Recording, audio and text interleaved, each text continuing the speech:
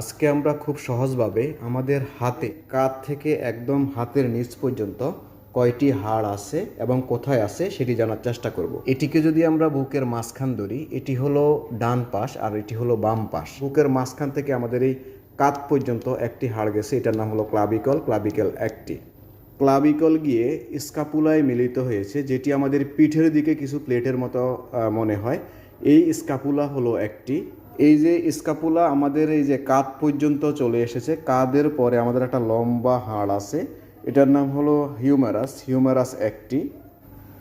Humerus এই যে কনুই পর্যন্ত চলে এসেছে, কনুইয়ের পরে গিয়ে আমাদের দুইটি হাড় আছে, এটা হলো এই যে আলনা, এটা হলো রেডিয়াস। এই কবজির হাড়ের পরে আমাদের এখানে কতগুলি হাড় আছে, যেগুলির নাম হলো কার্পাল, মেটাকার্পাল এবং প্যালেঞ্জাস। পাল হলো 8টি, দেখেন 1 2 3 4 5 6 7। এই যে পিছনে একটি হাড় আছে, এটা হলো 8টি। মেটাকার্পাল হলো 5টি, যেমন 1 2 3 4 5।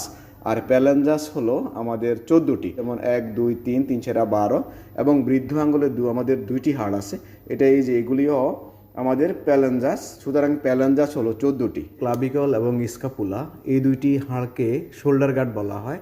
সুতরাং হাতে যদি এই দুইটি হাড় আমরা একসাথে ধরি তবে 32টি। আর যদি শুধু হাতে ধরেন তাহলে এখান থেকে কাঁধ থেকে শুরু করে নিচ পর্যন্ত টোটাল হাড় আছে 30টি। আর যদি এই দুটি ধরেন তবে 32টি।